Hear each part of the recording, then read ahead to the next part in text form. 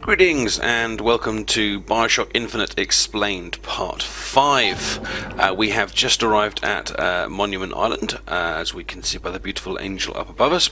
And as always, let me warn you that this particular playthrough is here to explain all of the plot lines and develop all the characters and things like that. So there will be spoilers of the ending throughout. So if you are looking to kind of play through it for the first time, I suggest you watch someone else's Let's Play, or indeed play it through yourself.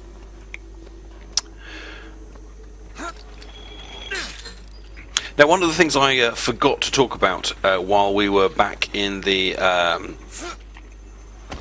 group that I affectionately called the Crazies, but the Order of the Raven, is all the Abraham Lincoln imagery going on, and the John Wilkes Booth imagery. Abraham Lincoln was obviously a very, very famous American president, and he was assassinated by John Wilkes Booth. Now, Lincoln was one of the biggest campaigners against slavery, a president that was perhaps responsible for the end of slavery, and therefore he is seen very much as the bad guy by the people of Columbia and the Order of the Raven. So it is unsurprising that the assassinator of the great emancipator is seen as a hero. And if you go back and have a look at that section of the game, you'll see statues to honour the assassin, pictures to honour the assassin, especially around that banqueting hall. And again shows how much their particular politics influences their view on history and the characters involved. Let's have a look at our next voxophone. I guess even in a restricted area, these crackers need someone to clean the floors. Those politicians and scientists don't bother about what they say around me, because I'm some half-leaded colored boy. But I can tell they scared out of their wits by that thing they got locked upstairs. Yes, sir. They got a tiger by the tail, and they don't know whether to hang on or run. T.Y. Bradley, or Ty Bradley, is actually our first voxophone, I believe, from anyone who is not just one of the kind of the white leaders of Bioshock, and he is he works here. If you listen to one of the voxophones earlier on from Jeremiah Fink, he discusses how they have brought in black labour from prison camps, and it's one of the ways the city is set up is that it has a kind of a black and Irish underclass, which allows the white upper class to kind of live in relative luxury. Now, lots of the posters around here will give us kind of information about Elizabeth and about how her powers develop, and you'll see here that the graph monitoring her kind of powers and height very much increases when she reaches puberty. And you'll notice as we go past these signs, we get higher and higher quarantines for the people that go here. But we'll also notice that the area is abandoned. You know, we are the only people here until we kind of reach Elizabeth at the top. The reason for this is that this area is simply too dangerous to work. The great prophet himself, Comstock, is now riddled with cancer through working here. And the handyman that we fight later on and saw earlier in the game is also cancerous, because if you listen to one of the audio logs later, he worked here for 2 years and it is basically killed him. So people aren't working here because it's quite simply dangerous to do so.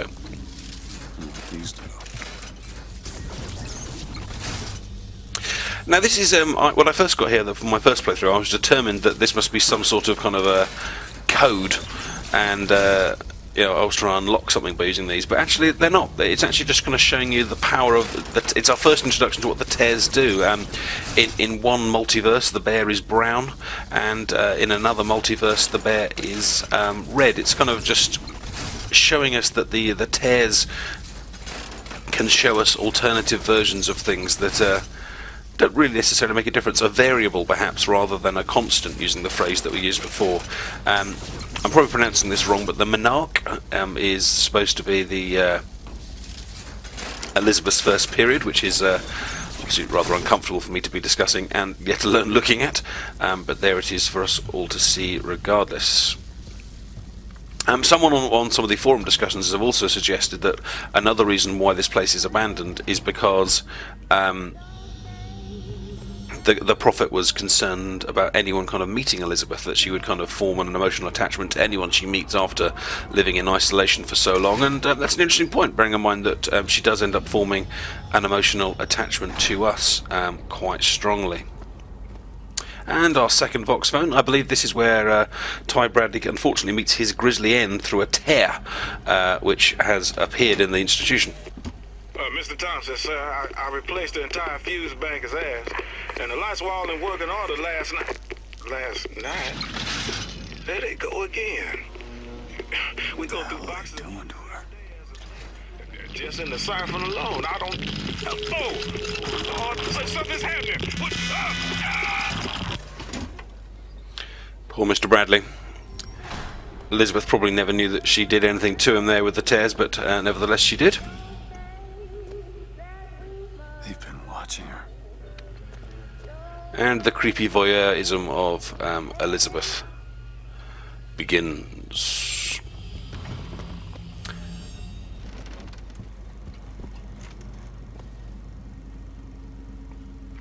Obviously this gives us some clues to Elizabeth's abilities and foreshadows some of the events we see later in the game. Obviously she is an expert lockpicker, which we will use to our advantage, and I believe we also see in these videos the fact that she can deal with codes, because she decodes the cage later on. We also see her singing and playing the flute, and of course she serenades us with a little song later on, which is the Will the Circle Be Unbroken, which is a very important part. All the music in the Bioshock is not accidental. It's carefully chosen for its lyrics, and as we come across each one we will be expanding on some of the meanings involved.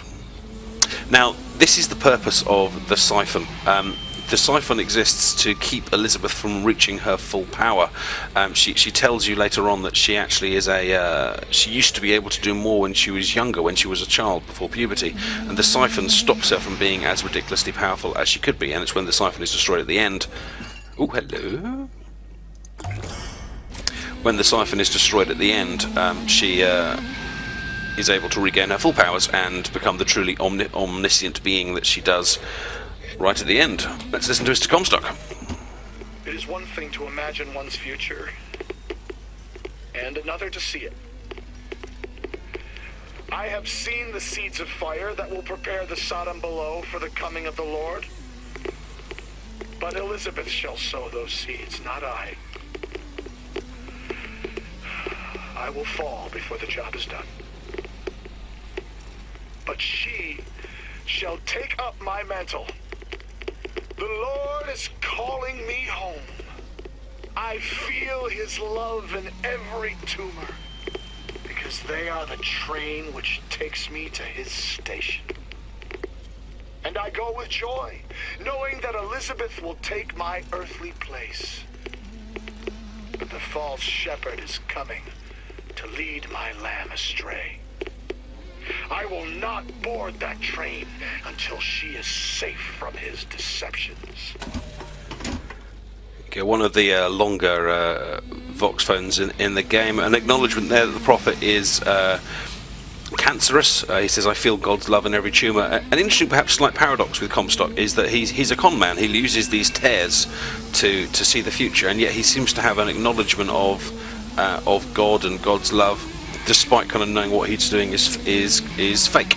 And quite clearly he is desperate for Elizabeth to take over from him, and therefore she must be brainwashed and taken to be the right kind of person before she can take over. Incidentally, if we just listen to the Siphon for a second. It's actually playing some of the music from Everybody Wants to Rule the World by Tears for Fears, which is one of the songs we'll hear later from Elizabeth's kind of dreams upstairs. It's got the whole welcome to the world type thing. So this clearly is siphoning off the tears that she is creating. And of course it's not a subtle link to have a song in it that's called Everybody Wants to Rule the World, with people like kind of Comstock around.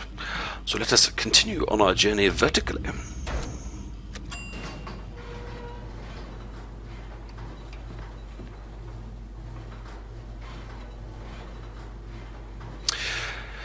Now, there was a lovely article on IGN about a week or so ago, talking about the world's greatest debuts in video games, and they had put Elizabeth right up there, saying this is one of the best introductions to a character ever.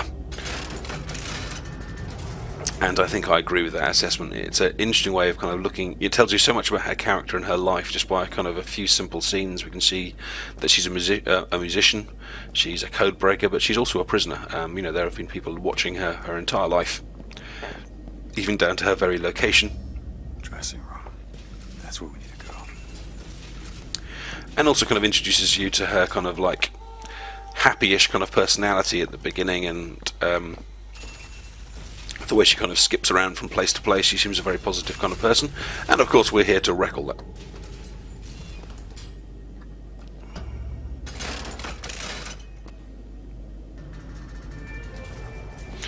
And here she is, the first glimpse.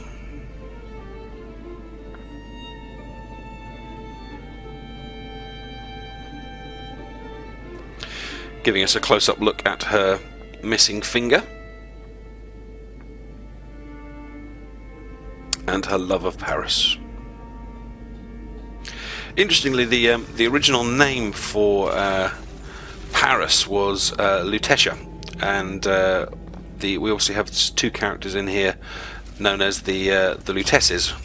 I don't know if there's supposed to be a particular link between the old name for Paris and the Lutesses, but it's an interesting comparison nevertheless.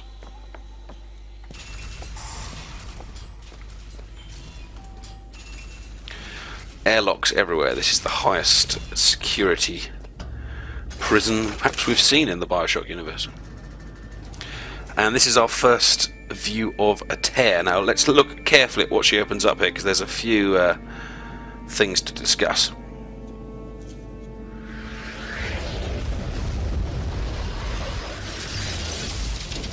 Whoa!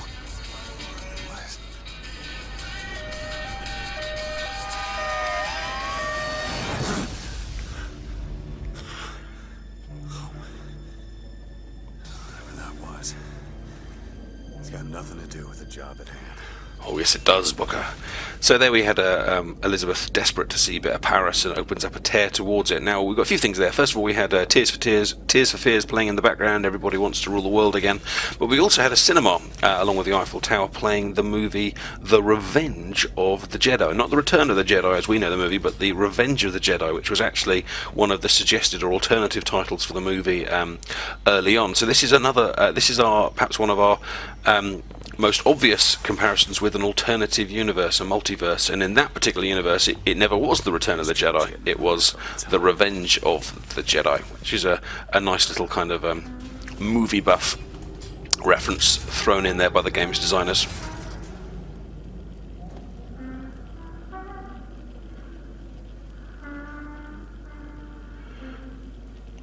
And she sings another verse from Will the Circle Be Unbroken? Well, let's go break it, shall we? Library. We know she's in the library. We just saw her there.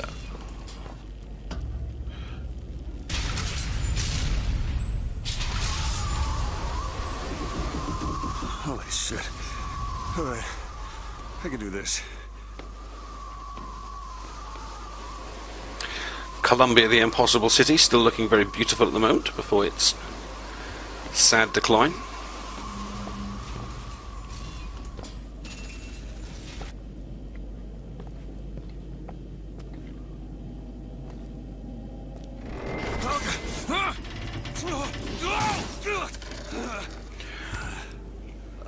Hello.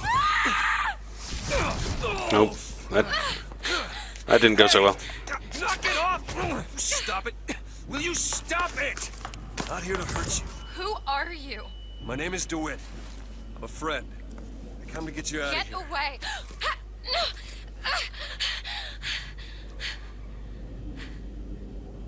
Are you real? I'm real enough. He's coming. You've got to go. Why? You don't want to be here when he gets here. Just a minute, I'm getting dressed. Get you out of here. There's no way out. Trust me, I've looked. Stop it, you're too impatient. That's enough. What about this? What about it? This is the way out, isn't it? What are you... Give it to me.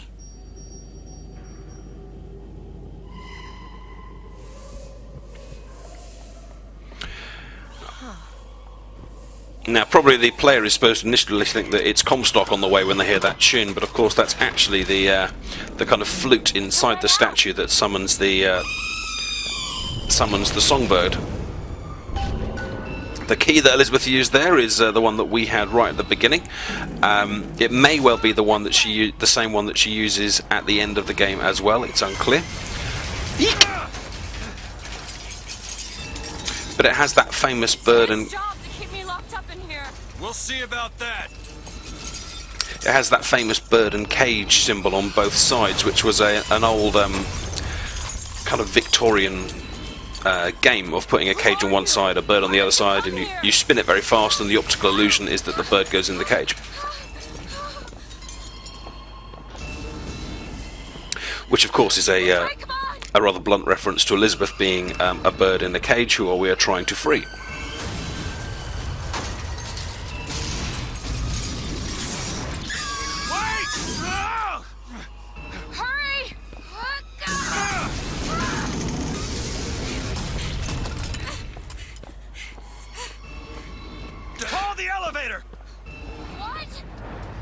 Press the button!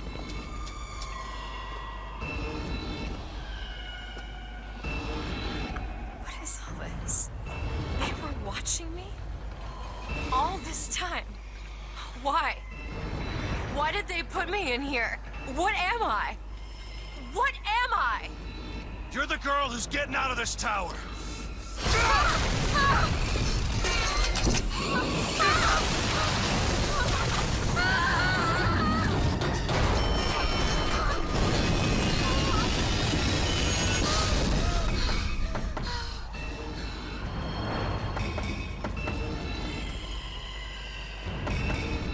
Alright, let's go for a little jump. We have to keep moving. It's tearing the building apart. Now, the Songbird itself does have quite a few links with the Not now. has quite a few links with the Big Daddies from the first two games. It is a combination of organic and mechanical. Its eyes change colour when it needs to defend, and of course, just like the Big Daddy, its role is to defend a smaller female than itself. Which way?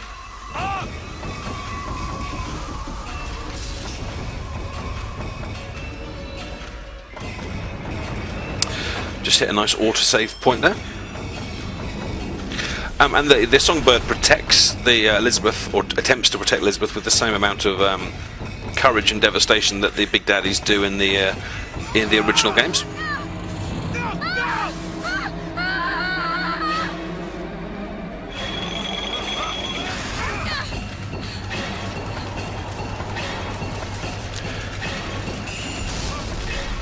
And off we go, running from the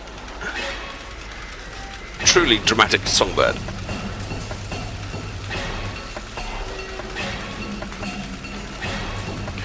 Oh dear.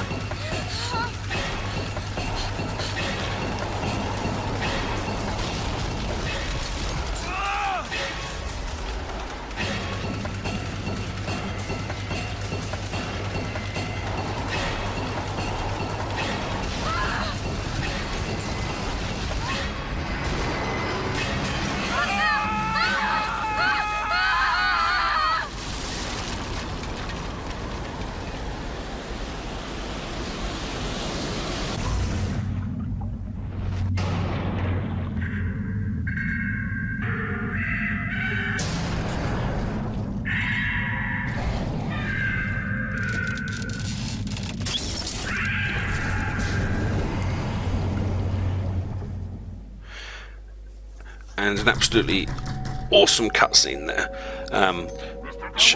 showing the first bit of destruction in Colombia. The Siphon is half destroyed,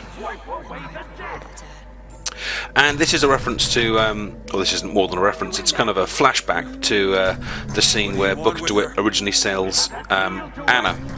Now, obviously, it is this girl that we sell. Tell me what you want. But it's not this version of the girl that we sell. It's the one in the room over here, the child version rather than the adult version. Anna. Anna and Elizabeth, of course, being the same person, renamed once they travel through the through the tear. Now we also had, while we were kind of battling the Songbird there rather spectacularly, we also had our first clue that the Songbird itself is vulnerable to water.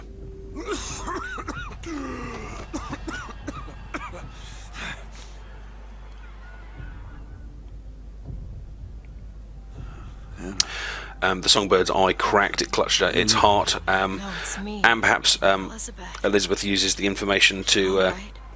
terminate the Songbird towards the end of the game. Back in the land of the living. Thank you, Elizabeth. Here, let me. I'll be fine. You almost drowned. You need to. I said fine. Just give me a minute. The Do you hear that? It's music. no, you love a good Go tune. on, I just need to... Okay, I won't be long. I won't be long, Mr. DeWitt. Now, the links between Booker's life and water are of course, incredibly strong. And it's interesting that this is actually the second time in the game where he almost dies from being plunged into water. The first was the baptism with that priest, and the second was this event just here. And it's interesting also to point out that in the real kind of timeline of Booker, it was his baptism at Wounded Knee that actually, in effect, in quotes, kills him, because he comes out of the water Comstock. So it's only while he kind of survives these experiences in the water that he remains as actually as Booker. Now there is another reference. I think one of these guys on the beach makes a rather unsubtle reference to drowning the person responsible. Hey, you see a young girl? Is this some kind of sales pitch? Because I'm not interested. Thank you. Nice subtle one there. You got anything to say? No, just want to stare at me. You see a young girl, blue skirt? No? No. But I'm without an escort if you're looking to pass the time. No, thank you, ma'am. And of course, the links between water continue even stronger when we eventually do meet Comstock right at the end. He's drowned, so by water he is created, and by water he is destroyed. And something's flashing over here. Silver eagle, some popcorn, and a voxophone. The prophet may know how his own biography is going to end, but I can scarcely fathom how I'm going to start it. I mean, other than the kid stuff you get at the Hall of Heroes, anything prior to his baptism was, and here I quote, hang on, left on the riverside. They'll call me a plagiarist, but I'm going to spend the first 30 pages regurgitating scripture. So Ed Gaines was the guy that we read the voxophone from earlier, the guy tasked with writing the biography of the prophet, and there he acknowledges that the prophet's early life is a mystery. Clearly Comstock doesn't want to talk about his savage actions at Wounded Knee, whereas of course Booker can't really live without discussing them, and therefore when writing the biography he's basically going to have to miss out the entire early life of Comstock, which again is a clue to the fact that there is something about the prophet's early life which he doesn't want people to Fellas know. see a girl around here? Blue skirt, dark hair? Look at this one. Why don't you just sleep it off, chum? Indeed. I'm looking for a young girl. Who is it? Airship. That could be our ticket out of here. And this is perhaps our first kind of look at the First Lady's airship, and we will be obviously coming back to discuss that in the future. Whoa!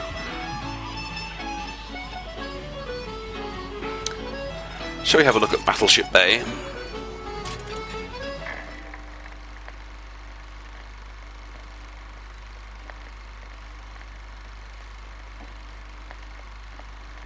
And these videos obviously appear throughout the entire game, providing a lovely bit of history background to where Columbia comes from and how it develops,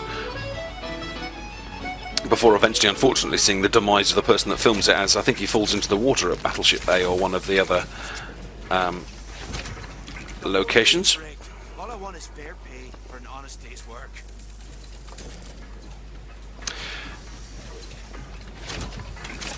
I don't think we've got anything else in here other than just a few nice little goodies, but it